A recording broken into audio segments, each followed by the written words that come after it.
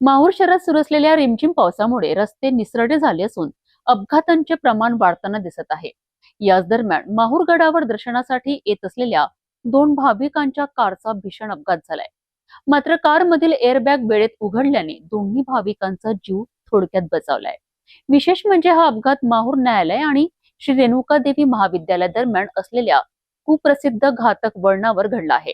नांदेड जिल्ह्यातील माहूर शहरासह तालुक्यात शुक्रवारी रिमझिम पाऊस सुरू होता, त्यामुळे रस्ते ओले आणि निसरडे झाले होते।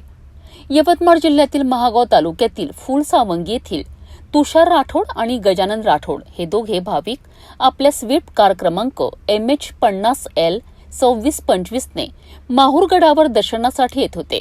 दुपारी सुमारे 1 वाजताच्या सुमारास त्यांची कार माहूर न्यायालय आणि श्री रेणुका देवी महाविद्यालय दरम्यान असलेल्या राष्ट्रीय महामार्गावरील धोकादायक वळणावर पोहोचली।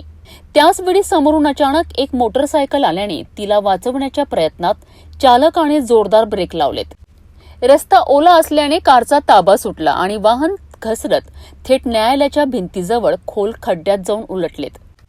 अपघात अतिशय भीषण असला तरी कारमधील एअरबॅग तत्काळ उघडल्याने दोन्ही भाविकांना कोणतीही गंभीर दुखापत झाली नाही, त्यामुळे मोठी जीवितहानी टळली। ज्या ठिकाणी हा अपघात घडला ते वळण आधीपासूनच अपघातग्रस्त प्रवण म्हणून ओळखले जाते।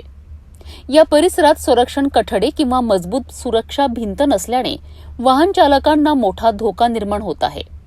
स्थानिक नागरिकांनी अनेकदा राष्ट्रीय महामार्ग विभागाकडे संरक्षण भिंत आणि इतर सुरक्षा उपाययोजना करण्याची मागणी केली आहे, मात्र अद्याप कोणतीही ठोस कारवाई झालेली नसल्याचा आरोप करण्यात येत आहे।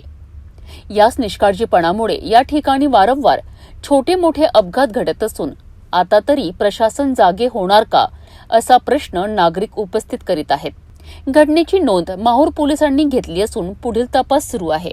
माहूरमधील या अपघाताने पुन्हा एकदा राष्ट्रीय महामार्गावरील सुरक्षेचा प्रश्न ऐरणीवर आणला आहे। एअरबॅगमुळे 2 भाविकांचा जीव वाचला, मात्र भविष्यात अशीच प्रत्येक वेळ नशीबवान ठरेल याची खात्री नाही। त्यामुळे या घातक वळणावर तातडीने संरक्षण भिंत, कठडे आणि इशारा फलक उभारण्याची मागणी आता जोर धरत आहे।